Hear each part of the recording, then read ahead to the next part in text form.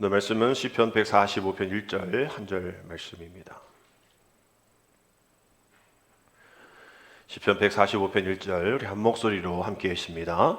왕이신 나의 하나님이여, 내가 주를 높이고 영원히 주의 이름을 송축하리이다. 아멘. 할렐루야. 오늘 이렇게 인사하기를 원하는데요, 우리 어제 다니엘 기도의 인사한 말이었습니다. 성령 하나님께서 주시는 영혼의 청량감을 경험하는 시간 됩시다. 우리 앞에 계신 분들 이렇게 인사합시다. 성령 하나님께서 주시는 영혼의 청량감을 경험하는 시간이 됩시다. 아멘. 오늘과 내일이면 2022년 다니엘 기도회가 마쳐집니다. 우리는 주중 예배를 대신했고 또 가을 특별 새벽 예배를 대신 우리 21일 동안 이틀 남았지만 또 우리 월요일부터 금요일이었고 토요일 주일은 우리 각 가정에서 기도의 간증 시간을 21일 동안 우리가 보내왔습니다. 21일 오후의 시간을 다 포기해야 할 그런 상황들이었고 많은 간증자를 통해서 어떤 간증은 별 마음에 와닿지 않는 그런 교만함 속에서 듣기도 했지만 어떤 간증은 어떻게 저런 상 속에서 견딜 수 있을까? 우리에게 아주 큰 도전이 됐고 우리가 겪는 고난은 아무것도 아니구나. 간증의 큰 유익은 그거죠. 내가 겪는 고난이 최고인 줄 알았더니 아니었더라. 그리고 TD를 지금 못하고 있어서 참 아쉬운데 TD를 가면 정말 그런 게 있어요. 내가 제일 힘들고 내가 제일 억울하고 내가 제일 눈물 난 인생 살았어. 니네들 내 얘기만 들어봐. 이러고 가보면 자기 건 아무것도 아니에요. 정말 그런 많은 사람들이 모이는 그런 집회 또 간증을 가보면 큰 유익이 있습니다. 21일 동안 우리에게 주시는 또 귀한 간증의 시간을 통하여서 또 귀한 은혜 받고 또 이틀 남아 있습니다. 그러면서 얻게 되어지는 영적 성장을 기대해 보게 되어지는 것이죠. 우리가 혼자 기도하고 혼자 찬양하고 혼자 말씀하는 그런 과정 속에서도 귀한 성장은 분명 있겠지만 우리가 함께 모여서 말씀드린 대로 21일 동안 저녁 시간을 포기하고 어디 있든지 정말 나보다 더 힘든 사람들이 간증을 듣고 내가 힘을 내리라 라는 그러한 의지를 가지고서 모여서 함께 찬양하고 일어나서 기도하고 울며 부르짖으며 찬양하는 그런 모습을 통해서도 정말 귀한 영적 성장이 일어나게 되어짐을 우리는 깨닫게 됩니다. 그러나 더 중요한 것은 어디 있든 무엇을 했든 그 시간만 은혜 받고서는 영적 성장이 일어나지 않아요. 간증의 주인공들 이야기 듣고 정말 어렵게 살았구나, 나도 좀 잘 살아야겠다, 그 이후의 삶이 중요한 겁니다. 그렇게 살아야죠. 그들이 그렇게 살아서 승리한 것처럼 우리도 그렇게 한번 테스트 해봐야죠. 저 사람이 저렇게 해서 이겨냈대는데 나도 한번 이겨내 봐야지. 그거 없이 그저 좋은 얘기 들었어, 고개 끄덕끄덕하고 가면 그 영적 성장이 일어나지 않습니다. 결국 그 많은 사람들이 데살로니가전서 5장 말씀처럼 범사에 감사합니다. 근데 사실 그 분들의 간증은, 그 범사는 이렇게 감사할 수 있는 이유, 감사할 수 있는 조건, 감사할 수 있는 환경이 아니었거든요.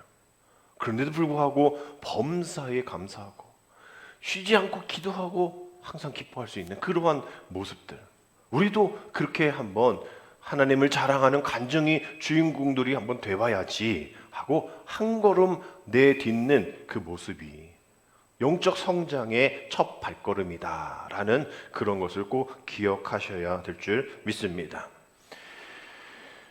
그들의 간증을 보면 평안이라는 단어가 이게 해변가 바닥 비치에서 이렇게 흔들 의자에 누워서 평안한 그런 모습 속에서 있는 그런 고백 하나도 없어요.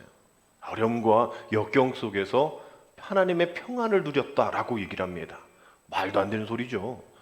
평안은 평안할 때 누리는 것이 평안인데 평안하지 않을 때 누렸던 평안을 평안하고 그들은 고백합니다. 그래서 우리는 귀를 쫑긋하고 듣죠. 어떻게 저게 평화가 될 수 있어? 저 상황에.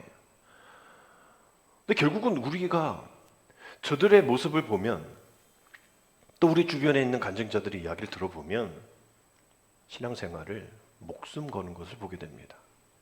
목숨 건 신앙생활의 간증자들은 뭐가 달라도 달라요. 결국은 우리가 어떻게 그럴 수 있어? 라고 얘기하는 우리 자신을 되돌아보면 결국 우리는 그들에 비하면 우리 신앙은 취미생활하는 거예요.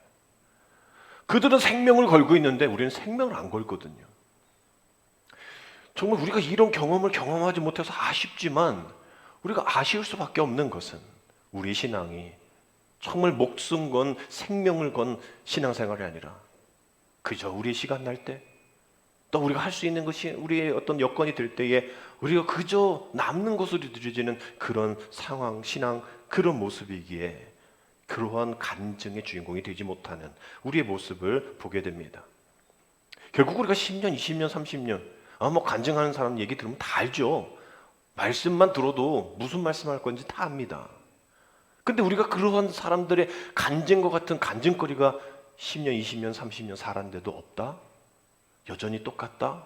우리 다시 한번 생각해 봐야죠. 이제는 멈춰야죠. 다시 한번 하나님, 내가 지금 신앙생활 하는 것이 목숨 건 신앙생활입니까? 아니면 그저 취미로 하는 생활입니까? 우리가 말씀 듣고 또 이런 단일 기도회에 참여하고 때로는 부흥회, 또 때로는 어떤 제자 훈련, 또 때로는 수련을 통해서 하나님의 은혜를 깨닫고 내가 죄를 지은 그 죄를 회개하면서 주님 앞에 나아가요. 그렇지만 결국 바뀌지 않는 우리의 모습을 보면 결국 우리는 이런 질문으로 나가게 됩니다. 너의 주인은 누구인가? 여러분, 우리는 이 질문에 매일같이 제대로 된 답을 하지 못하기 때문에 10년, 20년, 30년 살아도 변화가 되지 않는, 목숨을 걸 필요가 없다고 생각하는, 굳이 그렇게 목숨 걸면서 예배드리고 목숨 걸면서 기도하고 목숨 걸면서 생활할 필요가 있습니까? 라고 얘기를 하는 거예요. 근데 그럴 수밖에 없는 거예요. 우리의 신앙, 주님이 우리에게 보여주신 신앙은 그저 평안하게 살라 말씀하신 적이 한 번도 없기 때문에 그 예수님의 제자도, 그 예수님의 제자의 속사도도 역시 마찬가지로 죽음을 늘 눈앞에 두고 마음에 두고 십자가의 길을 걸어가는 신앙생활이었기에 우리도 신앙생활 한다고 말을 하면 우리도 목숨을 건 신앙생활을 해야 한다라는 것이죠. 취미생활로는 안 된다라는 겁니다. 그러니 이제 우리는 멈춰서고 내 신앙이 취미생활인지 목숨을 건 신앙생활인지 점검을 해보고 이제 돌아서고 주님이 인정하실 수 있도록 나의 주인은 오직 주님이십니다라고 고백할 수 있는 그 자리까지 우리는 나아가야 하는 거예요. 우리가 살아가는 이 땅이 정말 우리가 그냥 대충 살아가야 될 그런 땅이 아니라 여전히 죽어가고 있는 많은 이들을 살려야 될 그런 생명의 장소이기 때문입니다. 내일부터 카타르 월드컵 시작되어지는데 국가대표로 가슴에 태극마크를 달고 가는 그런 선수들이 비록 후보긴 해도 공격수 누가 다치면 그냥 자리 채우는 것이라 할지라도 이 나라의 대표로 태극마크를 달고 경기장에 들어가는 그 마음, 그냥 동네 축구 하다 오겠다, 그냥 얼굴 한번 비추고 오겠다, 이런 사람 어디 있겠어요? 정말 나라를 위해서, 또 부모를 위해서, 또 나의 책임을 위해서 대충 하는 것이 아니라 정말 목숨 거는 듯한 그런 모습으로 훈련했듯이 경기에 임해야겠다라는 마음으로 경기장에 들어가겠잖아. 우리도 마찬가지입니다. 오늘도 우리가 주일을 보내고 세상을 나갈 때에 그러한 국가대표 태극마크 있듯이 우리 마음에 십자가를 마음 가운데 심령 가운데 새기고 영적 전쟁의 전투 앞에 나가야 한다라는 거죠. 지금도 죽어가는 영혼이 너무나 많기에, 살려야 될 영혼이 너무나 많기에 갑작스럽게 우리의 삶의 모든 생명이 주님의 것이기 때문에 우리의 마음대로 할 수 없잖아요. 우리 시간이 아니잖아요. 전해야 될 복음이 있다면 전하시고 증거해야 될 그런 삶의 모습이 있다면 증거해야 될 시간이 우리에게는 없다라는 겁니다. 우리가 송경민 목사님 금요일이었죠. 우리가 그분의 작사 작곡의 찬양을 너무나 많이 알고 있어서 정말 다윗과 같이 시편 23편의 그런 가사가 어려움 가운데에 푸른 초장이 아닌데도 불구하고 그런 푸른 초장의 가사를 다윗이 지었듯이 송경민 목사님도 그러한 아름다운 그런 많은 찬양의 가사가 그렇게 좋은 그런 상황에서 나왔지 않았을 거라는 것은 짐작을 했는데 간증 얘기를 들어보니까 장난 아니었잖아요. 여러분 꼭 한번 다시 한번 송경민 목사님의 간증을 한번 보십시오. 어렸을 때부터 정말 지금껏 힘들게 어렵게 살아가는 그런 상황 속에서 특별히 자신의 가족을 버리고 도망간 아버지, 또 어려운 상황 속에 어렸을 때부터 초등학교부터 신문팔이부터 안 해본 아르바이트 없을 정도로 그러한 어려움 속에서도 그 어머니의 불평 하나 없는 그 어머니의 눈물의 기도, 그래서 늘 새벽마다 아들 데리고 새벽 기도에 가셔서 눈물을 그냥 누워있는 무릎 위에 누워있는 자신의 얼굴에 계속 쏟아지는 어머니의 눈물을, 또 주일날 1부부터 4부까지 매일 가서 예배 드리는 그 예배를 통하여서 그래서 이제 믿음이 생겼다. 그래서 이 말씀 하셨잖아요. 그 로마서 10장 17절, 그러므로 믿음은 들음에서 나며 들음은 그리스도의 말씀으로 말미암으니라. 계속 듣는 거예요. 계속 눈물의 고백을 보고 듣는 겁니다. 그래서 불평하지 않았던 것을 듣던 거죠. 자신을 떠나고 책임지지 않았던 남편에 대해서, 또 자신의 집안의 모든 것을 다 홀라나 가져가 버린 그런 나쁜 사람들, 또 자기 것을 다 뺏어가는 그런 아는 사람들, 그런 사람들 원망하지 않았던 이유도 그 어머니가 당신의 가족을 버렸던 아버지를 원망하지 않고 불평하지 않고 신세 타령하지 않았던 것을 계속 듣고 말씀을 듣고 그렇기 때문에 그 목사님의 찬양의 가사가 그렇게 아름다운, 또 그러한 은혜의 가사가 많은 이들에게 위로가 되어지는 그런 모습을 보게 되어지는 것이죠. 우리는 영원한 삶, 뭔가 돈이 있어야 되고 뭔가 다 준비가 되어져 있어야 하고 뭔가 나만 할 수 있을 것 같은 생각이 들지만, 지난주에 수능 51만 명이 시험을 봐서 다 스카이 가면 얼마나 좋겠어요. 근데 다 51만 명의 그 수용을 할 수 있지가 않잖아요.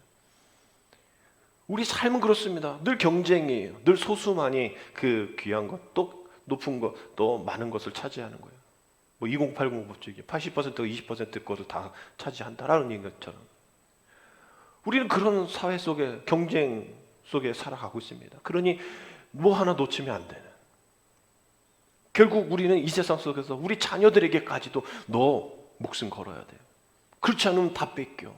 많지가 않아 라면서 우리는 이 세상 논리로 자녀들에게 얘기하는데, 우리 신앙의 생활에서는 목숨 걸 필요 없다라고 얘기를 해요. 그저 시간 될 때 해, 상황 될 때 해. 그 대신 세상에서 목숨 걸어야 돼? 그러지 않으면 큰일 나 라면서 얘기하는 거예요. 여러분, 우리가 제자가 되기 원한다면, 우리 신앙의 삶의 제자의 삶이라면 우리는 목숨 걸어야 한다라는 겁니다. 우리 신앙생활, 우리 생명이기 때문에, 살고 죽고의 문제고 천국과 지옥의 문제이기 때문에 우리 신앙생활은 그냥 취미생활로 보내서는 절대 안 된다는 거죠. 세상만큼은 아니더라도, 세상 목숨 거는 것만큼은 아니더라도 그래도 우리는 목숨 걸고 주님 앞에, 또 많은 주님을 알지 못한 이들 앞에 나아가야 한다라는 겁니다. 내년도 우리는 전도라는 신앙의 키워드를 가지고 1년을 달릴 거예요. 우리 그동안 너무 코로나로 인해서 지역에 죽어가는 이들을, 또 많은 어려운 이들을 살피지 못했던 것이 사실이죠. 근데 사실 사람들이, 많은 교회들이 전도 어렵다라고 얘기합니다. 코로나19 때문에 뭐 어려운 것도 있겠지만 곰곰이 생각해 보면 그 사람들의 마음을 한번 들어가 보면 그 사람들이 왜 전도를 받지 않을까? 우리를 보겠죠. 전도하는 우리를 보겠죠. 또 당신이 아는 교인들을 보겠죠. 또 교회들을 보겠죠. 그러면서 생각하겠죠. 내가 그 사람보다 나 안 좋은 게 뭐야? 내가 그 사람보다 나은 것 같은데? 내가 그 사람보다 정직한 것 같은데? 내가 그 사람보다 선한 것 같은데? 굳이 내가 저런 사람이 다니는 교회를 가야 된다고? 저런 사람이 믿는 하나님을 내가 믿어야 된다고? 왜? 왜 내가 굳이 그래야 돼? 여러분, 우리가 어떤 맛집이 있으면요, 이건 뭐 장난 아니잖아요. 문 열기 전에도, 어저께도 식사하러 갔는데 뭐 5시에 문 연다고 그래서 저녁 좀 일찍 먹으려고 5시 전에 갔더니 5시에 문 연다고 그래요. 맛집 같으면 뭐 몇 시간 전부터 줄 섭니다. 여러분, 우리 교회에 문이 닫혀 있어서 세상 사람들이 줄 서서 들으려고 애쓰는 그런 교회 보신 적 있어요? 가끔 뭐 이렇게 뭐 구호품 또 식사 주니까 뭐 이렇게 줄 서는 건 우리가 기사를 통해서 많이 봤지만, 이런 거 빼고, 이런 거 전혀 제공해 주는 거 빼고, 뭐 나이 많이 드셔가지고 새벽잠 없어서 새벽 예배 일찍 오신 그런 분 빼고, 그런 교회 저도 못 봤어요. 문을 두드리면서 제발 문 좀 열어달라고, 내가 예배를 드리고 싶은, 나 교회 안 다니지만 예배를 드리고 싶은데, 이런 사람들이 몇백 명 줄 서는 그런 교회. 그러지 않은 이유는 내가 굳이 그렇게 해야 돼? 우리가 전도가 어려운 게 바로 그러한 패러다임이 있는 이들에게 정말 뭐 교회가 좋다, 나를 봐라 라고 이야기하는 게 어렵기 때문에 전도가 어려운 거예요. 코로나19가 때문에 어려운 것도 있지만 그것 때문에 어려운 겁니다. 결국 그러한 이유는, 그렇게 되어지는 이유는 무엇일까? 늘 우리 믿음의 신앙인들의 삶 속에서 또 믿음의 고백 중에서 이 질문이 계속 되어지지 않기 때문이죠. 내 삶의 주인은 누구인가? 세상 사람들과 똑같이 내 삶의 주인이 돈이었고, 내 삶의 주인이 나였고, 내 삶의 주인이 명예였기 때문에 세상 사람들과 다를 게 하나 없어서 전도가 되지 않았던 거예요. 그래서 우리는 내년에 더 이런 고백을 하기를 원합니다. 나의 삶의 주인은, 나의 삶의 내 모든 것의 왕은 오직 주님이십니다.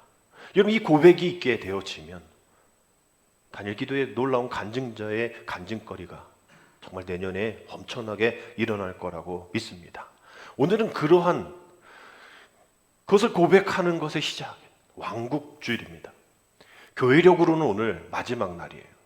아직 12월도 있고 또 12월도 있고 11월도 남아있지만 우리 교회력은 주님의 오심부터 시작이 되어져요. 성탄절 기다리는 4주간에 5주간까지지만 대림절을 시작을 우리 교회력의 시작으로 봅니다. 그러니까 우리가 이 1년을 이제 오늘까지 잘 보냈다 생각하고 이제 내일부터는 교회력으로 다시 시작된다 라고 생각을, 2023 이런 건 빼고 하여튼 내일부터는 다시 주님의 오심으로 우리 교회력이 시작된다라고 봐야 돼요. 그 중간에 있는 오늘 왕국주일입니다. 즉 우리 1년 동안 살아온 모든 것, 또 앞으로 살아갈 1년, 우리가 고백에서 빠지지 말아야 될 것은 왕국주일, 나의 왕은 주님이십니다. 나는 하나님 나라의 백성입니다. 나의 주인은 주님이십니다 라는 고백이 있어야 한다는 것이죠. 오늘 왕국주일의 대표적인 성구가 오늘 우리가 읽은 145편의 시편의 말씀입니다. 우리 다시 한번 읽어보겠습니다. 왕이신 나의 하나님이여, 내가 주를 높이고 영원히 주의 이름을 송축하리이다. 여러분, 성경 구절 외우는 거 몇 개 없으시죠? 예. 근데 이거는 우리 1부 때는 찬양했는데, 왕이신 나의, 우리 같이 할까요? 하나님, 내가 주를 높이고 영원히 주의 이름을 송축하리이다.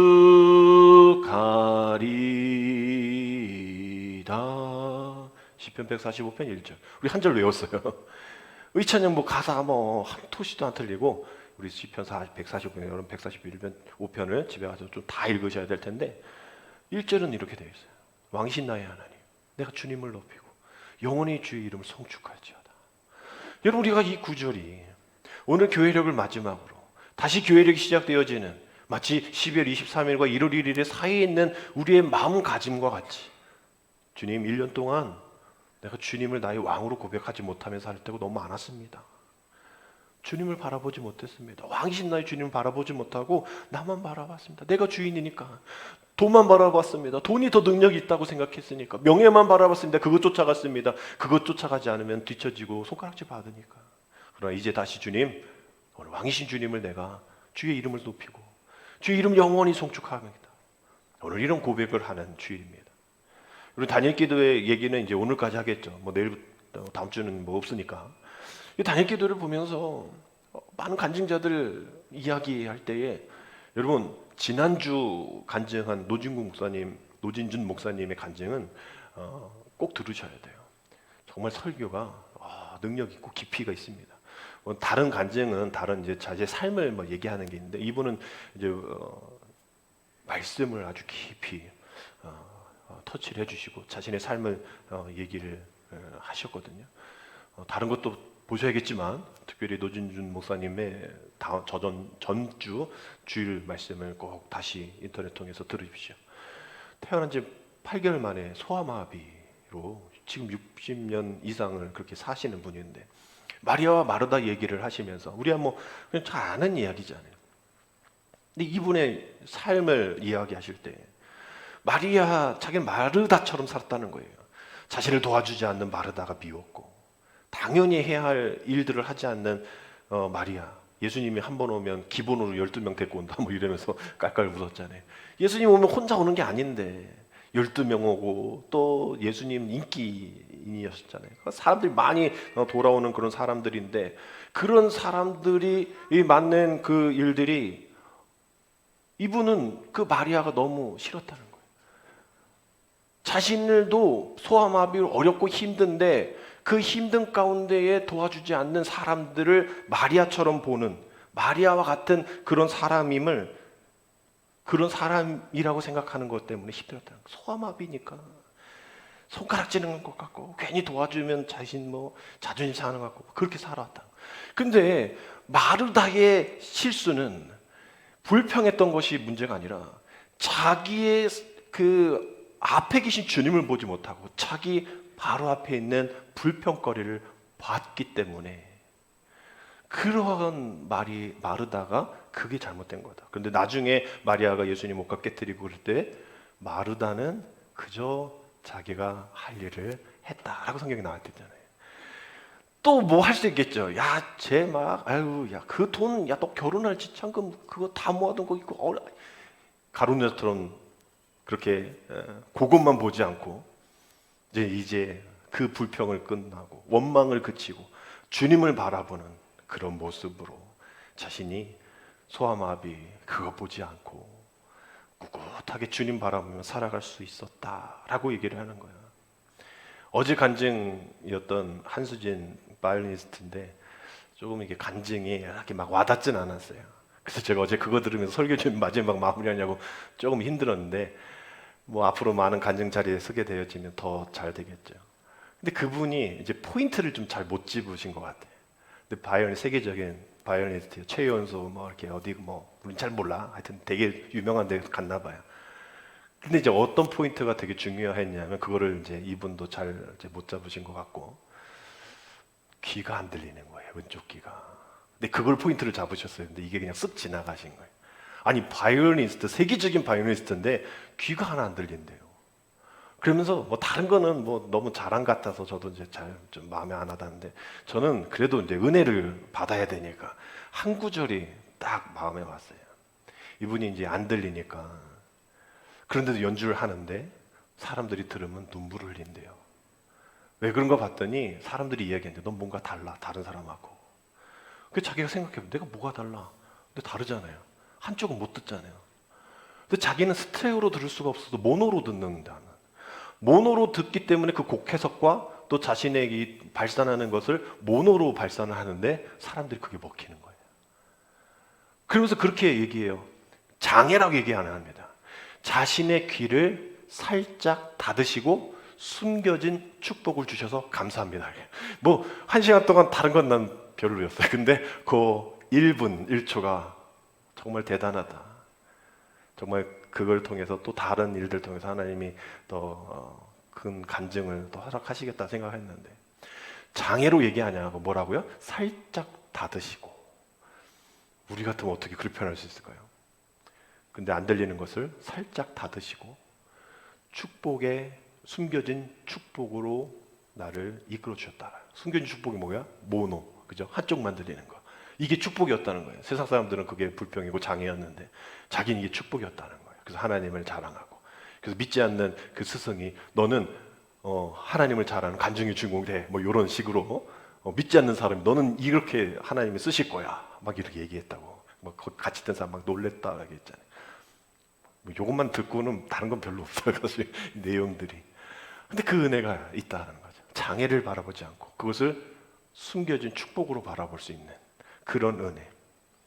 또 목요일 간증자 한정원 교사님은 평범한 인생 살고 계셨는데 그냥 한순간에 교통사고로 트럭 바퀴 밑에 들어가서 그냥 밟고, 그래서 한쪽 다리를 절단하는, 그래서 실망하고 좌절하고 있을 때 하나님이 이 다리 없음을 통해서 장애인 체육 뭐 이렇게 체육교사니까 뭐 이런 거 저런 거 종목을 다 가서 다 장애인 우승을 했잖아요.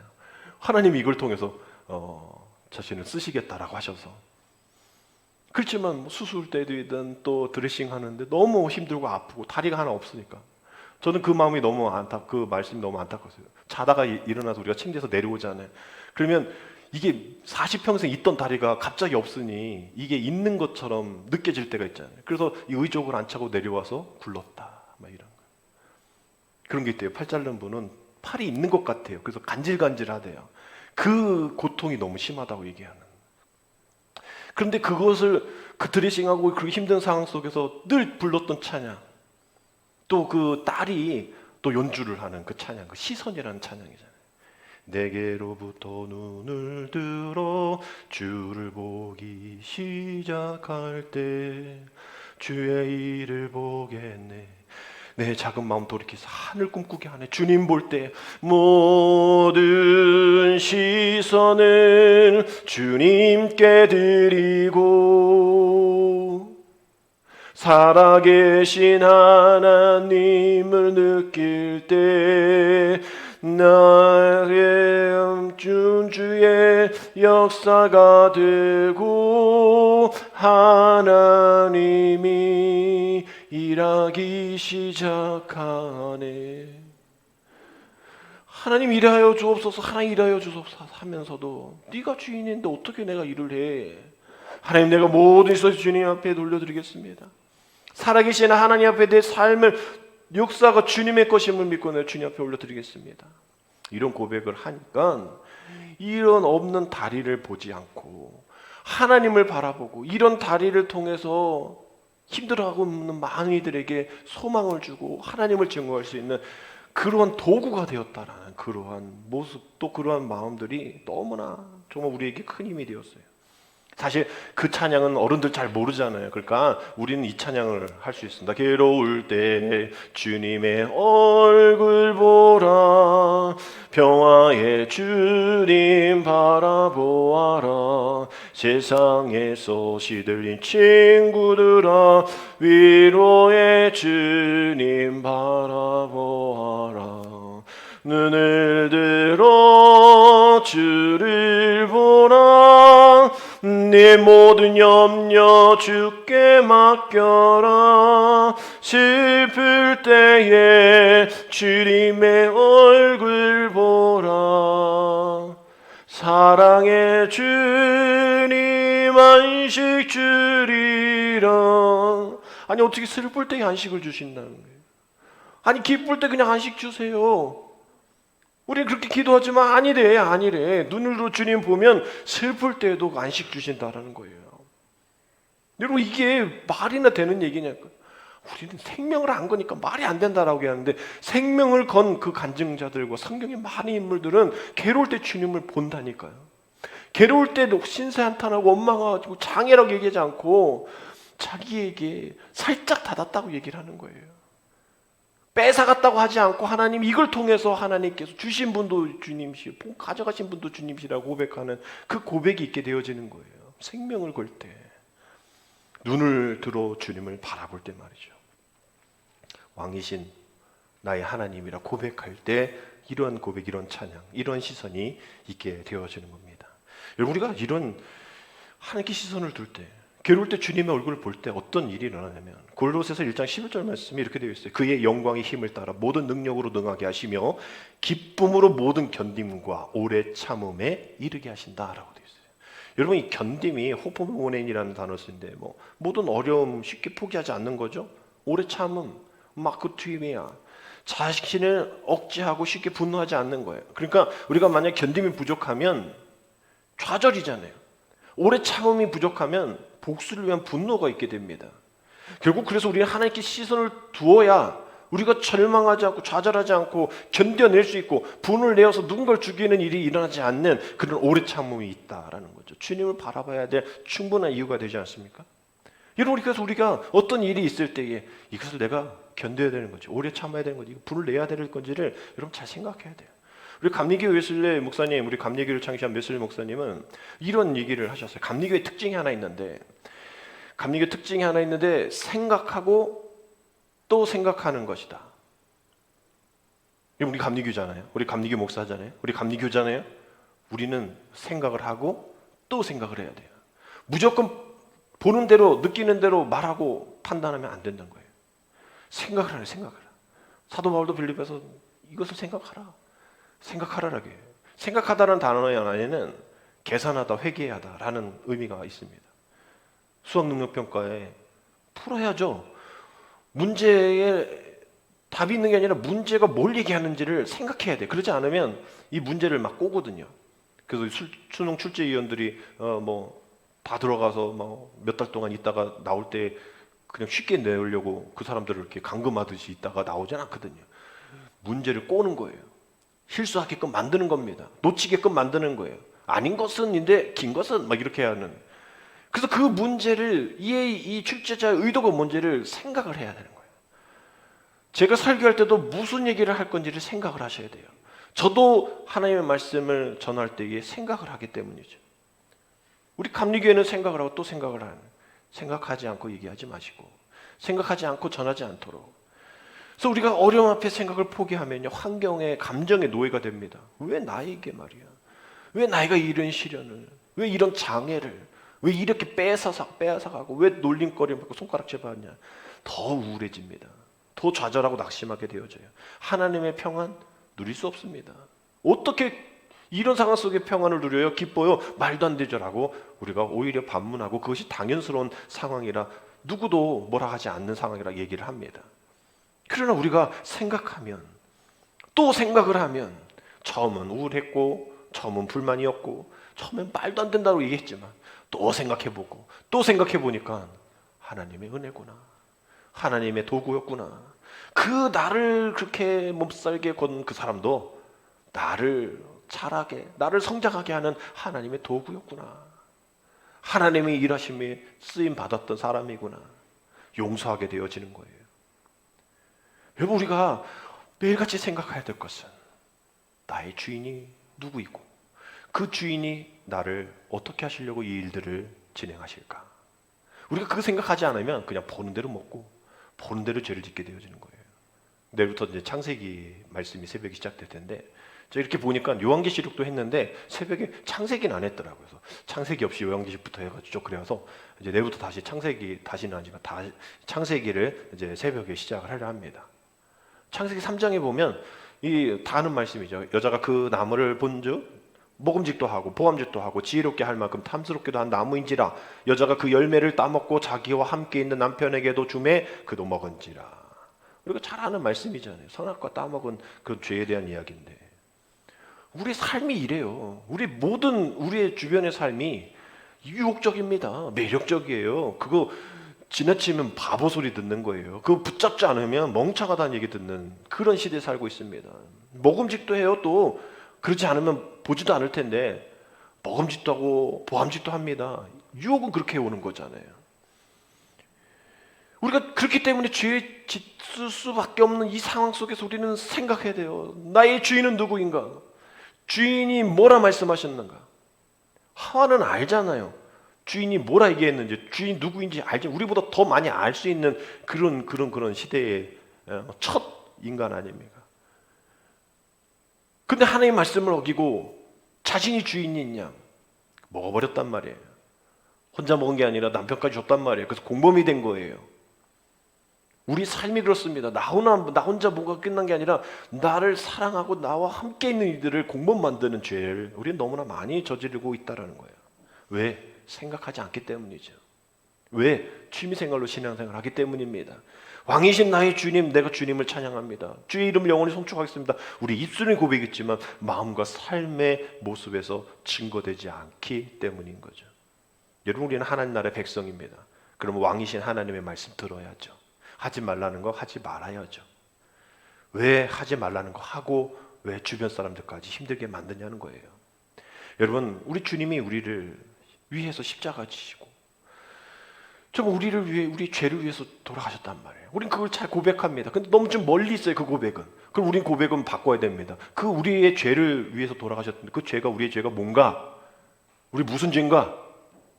다른 게 아니에요. 내가 주인이 된 죄예요. 그러면 우리는 다시 풀어야 써야 됩니다. 예수님이 나의 죄 때문에 돌아가셨다 이렇게 하지 마시고, 예수님이 내가 나의 주인이 내가 된 그 죄 때문에 돌아가셨습니다 이렇게 고백해야 되는 거예요. 예수님은 내가 나의 주님이 아니라 나라는 그 죄, 왕이신 하나님을 입술로는 고백하지만 내 삶으로는 절대 주님이 왕이 아니신, 내 주인이 아니신 그런 삶으로 이중인격적인 삶을 사는 우리의 그 죄, 그것 때문에 돌아가셨다는 거예요. 내가 주인 된 삶을 떠나서 이제 만왕의 왕 되신 주님께로 돌아오는 일이 이제 우리가 해야 할 일입니다. 그러지 않으면 다른 것이 우리의 왕 노릇하죠. 로마서 5장 17절 말씀 보면 한 사람의 범죄로 말미암아, 누군지 아시죠? 아까 아담, 그 한 사람의 범죄로 말미암아 사망이 그 한 사람을 통하여 뭐하였는지 왕 노릇하였은즉 더욱 은혜와 의의 선물을 넘치게 받는 자들은 한 번 예수 그리스도를 통하여 생명 안에서 왕 노릇하리로다. 뭐 무슨 노릇, 무슨 노릇, 뭐 주인 노릇, 뭐 이런 게 우리가 표현이 좀 안 좋게 생각하지만 우리는 왕 노릇 해야 돼요. 우리는 왕 같은 제사장입니다. 세상 속에서 떵떵거리면서 뭐 자랑거리는 없어도 그러한 어떤 우리의 자존심은 있어요. 나는 왕 같은 제사장이란 말이에요. 그 죄악에 굴복하지 않는 거예요. 죄악에 우리의 말을 다구지 않는 겁니다. 그 사람들이 하는 모든 패턴 속에 내가 똑같이 하는 거 아니야. 우리는 생각을 하고 또 생각을 하고, 하나님이시라면 어떡하셨을까? 하나님, 나의 주인이신 주님께 물어야지. 우리는 계속 기도하며 생각하기에 사람들의 판단과 사람들의 판단의 속도와 좀 느린다고 다르다 할지라도 우리는 왕노릇해야 돼요. 어떤 걸로? 생명 안에서 왕노릇하는 거예요. 죽음의 왕노릇하는 것이 아니라, 그 사람들은 그 죽음 때문에 배신도 하고 말이죠. 사람 죽이기도 하고 말이에요. 그런 것이 그들의 삶이지만 우리는 그것으로 왕노릇하는 것이 아니라 의와 은혜의 선물로 인한 왕노릇, 왕 제사장의 역할, 우리가 그 생명을 향해서 나아가야 된다. 그 뒤에 보면 21절에도 이는 죄가 사망 안에서 왕노릇한 것 같이 은혜도 또한 의로 말미암아 왕노릇하여 우리 주 예수 그리스도를 말미암아 어디에? 영생에 이르게 하려 함이라. 의와 은혜의 왕노릇이 우리를 생명으로 이끌어 나가는, 결국 그래서 우리는 그 생명으로 목숨 걸면서 신앙생활을 할 수 있다는 거예요. 주님은 계속 생명 얘기하십니다. 죽음 얘기하면서 생명 얘기하시죠. 요한복음 5장 24절에 내가 진실로 너에게 이르노니 내 말을 듣고 또 나를 보내신 이를 믿는 자는 무엇을? 영생을 얻었고 심판에 이르지 아니하리니 사망에서 생명으로 옮겼느니라. 죄의 왕노릇에서 이제 생명의 왕노릇으로 넘어갔다라고 말씀하시는 거죠. 요한복음 11장에도 이런 말씀입니다. 예수께서 이르시되 나는 부활이요 생명이니 나를 믿는 자는 죽어도 살겠고 무릇 살아서 나를 믿는 자는 영원히 죽지 아니하시니 이것을 네가 믿느냐? 내가 너의 왕임을 네가 믿느냐?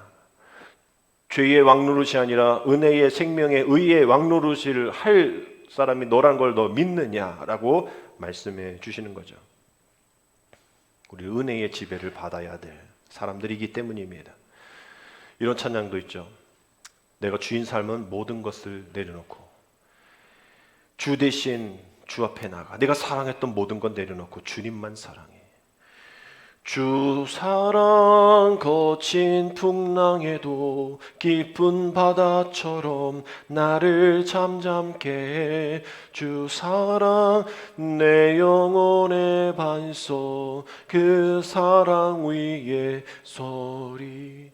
이 찬양의 제목이 나의 주인 삶은 모든 것 내려놓고라고 해요.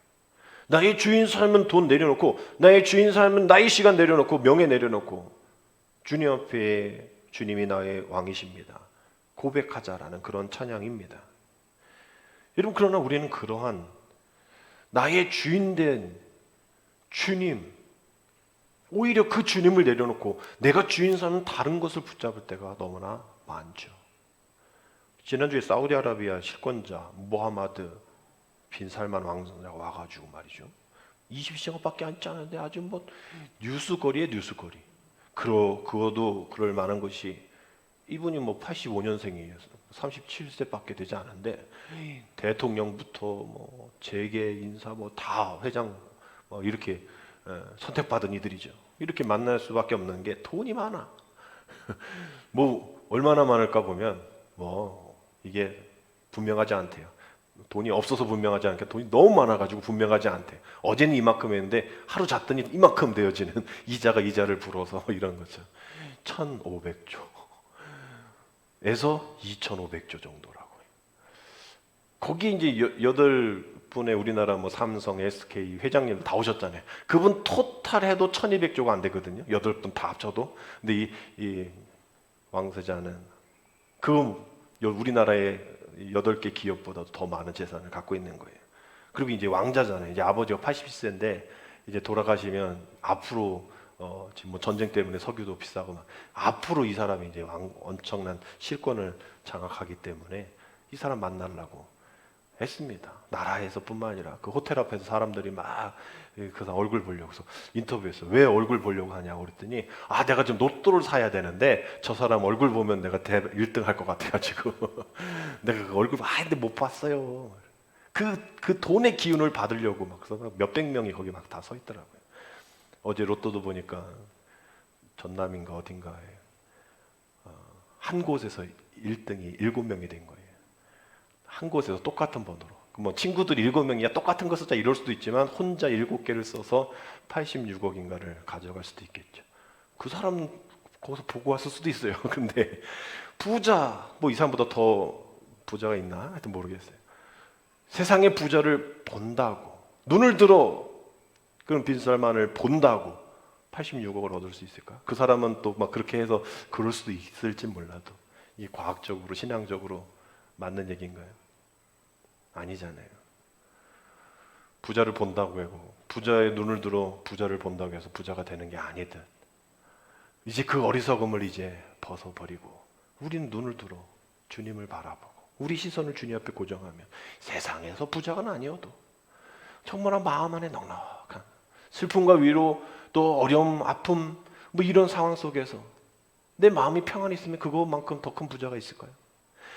그러면 그건 아닌데 그냥 계속 움켜쥐고 놓지 않으려고 하고 없는 것만 보고 뺏어갔다고 얘기하고 그런 사람들 미워하고 그래서 아까 불른 찬양 3가지를 합치면 내가 주인 삼는 모든 것을 내려놓고 주님 옆에 시선을 올려드리며 눈을 들어 주님을 바라보는 것 그것이 나의 왕 되신 주님을 고백하는 우리의 고백이라 생각합니다. 정말 눈을 들어 새로운 한 주도 이제 교회력의 마지막 날 우리가 주님 앞에 눈을 들어 바라보시고 이제 월드컵 시작해서 또 간절히 우리나라가 몇 강까지 올라갈지 모르겠지만 손흥민도 또 부상당하고 우리가 2002년 그때만큼 다 할 수 잘 되는 게 아니잖아요. 정말 많은 나라들이 많은 기술이 돼서 우리는 어렵겠죠.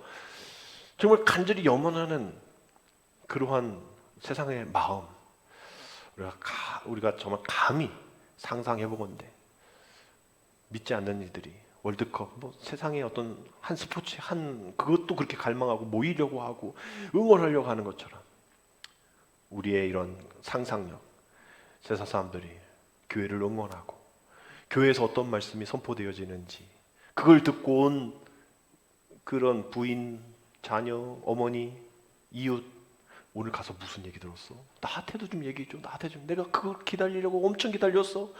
너가 좀 나한테 축복을 해줘.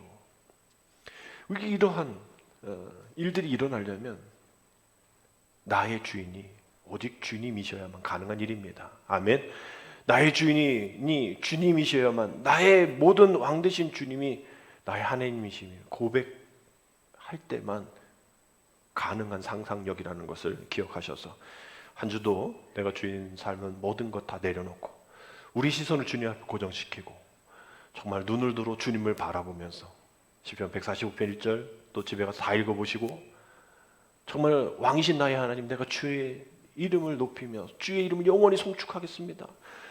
그렇게 고백하는 우리의 일평생의 삶 우리 입술만이 아닌 우리의 마음의 신비 가운데 새겨서 정말 주님은 나의 왕이십니다 라고 고백하며 살아가는 그래서 승리하는 그래서 하나님을 자랑하는 간증의 주인공들이 되어지는 저와 여러분 되시기를 주님의 이름으로 축복합니다.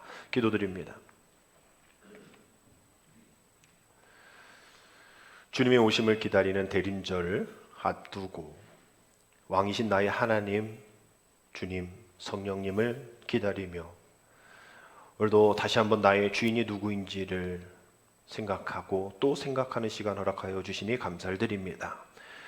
오늘 말씀과 같이 왕이신 나의 하나님, 그리스도가 왕 되심을 고백하는 우리 이 고백을 통하여서 그리스도의 다스림을 통해 이 땅에 이루어질 그런 많은 일들을 다시 한번 바라보기를 원하오니 내 삶 속에 있는 많은 고통, 눈물, 슬픔 다시 바라보기를 원하오니 예수님 우리의 왕이라 고백하고 다시 우리의 주변을 바라보며 나무 한 주도 주님께서 주시는 넘치는 은혜가 여전히 있음을 감사하며 고백하며 기쁨으로 살아가는 우리 모두가 되어줄 수 있도록 하나님 인도하여 주옵소서. 왕이신 나의 하나님, 내가 주님을 높입니다. 영원히 주님의 이름을 우리가 송축하며 살아가는 우리 충만한 교회 모든 성도 되어지게 주여 인도하여 주옵소서. 예수님의 이름으로 감사하며 기도드립니다. 아멘.